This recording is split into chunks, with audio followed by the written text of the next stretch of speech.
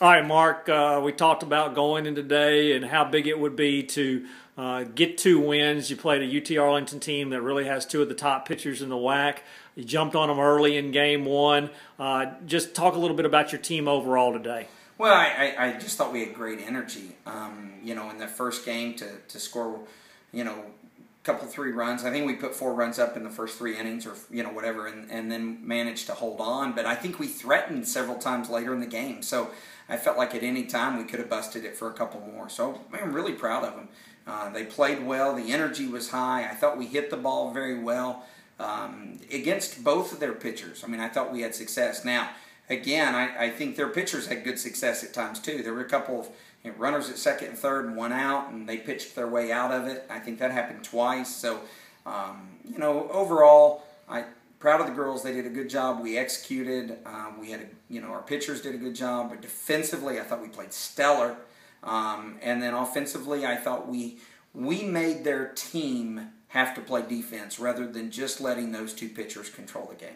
Talk about Anna Cross and her performance in game one. Well, and again, Anna did it against Northwestern State the day before Wednesday, and then I thought she had another outstanding performance in this one.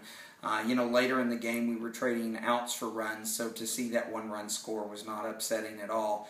I felt like she did a great job. They squared her up a couple times at the end, but that's the first time she's had to go 7 innings. So great to see, and great to see that she could hold it for 7, and then we'll bounce back tomorrow, probably with all 3 pitchers ready to go.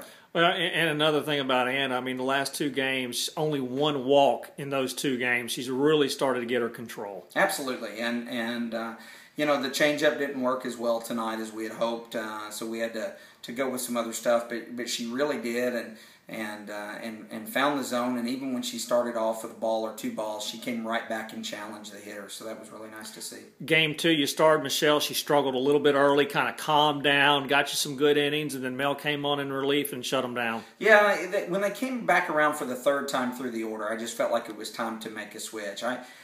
Misha, again, struggled a little bit, allowed a couple too many base runners by letting the leadoff runner on with a walk a couple times, and then but you know what? Once she settled down, I was so proud of her. And then to go out and play defense the way she did, man, that's tremendous.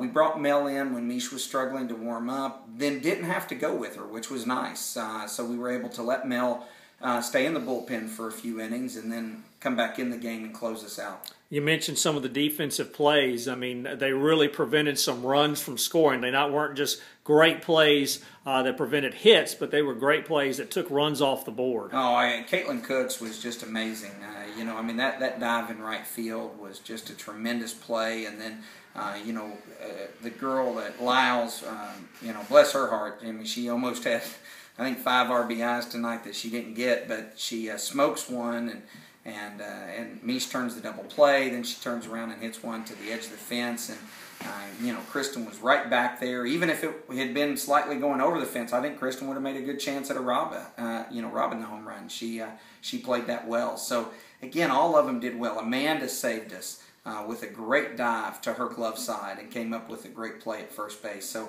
just over and over and over again, defense came through. And then offensively, obviously a lot of kids had good days, but talk about Mel Goff and Aaron Kipp, the 3 and 4 spots. They really had big days for you. When you're 3 and 4, just constantly on base, and not just on base, but hitting doubles. My goodness. I don't know how many doubles between the 2 of them they had today. But just tremendous hitting, and if you're 1 and 2 can get on, and then all of a sudden you're scoring. How awesome is it to know you're going to score when the 3 or 4 up? So really proud of both of those kids. But again, Arlington's a good team, so they're going to make adjustments. They're going to see what they did today that didn't work. They're going to try to fix some of those issues and come back, and we're going to have to make the adjustments to try to beat it. And then how important is trying to get the sweep tomorrow? Well, sweeps are always nice. You want to win every series at home, and we've managed to secure that. First and foremost, we want to play the game.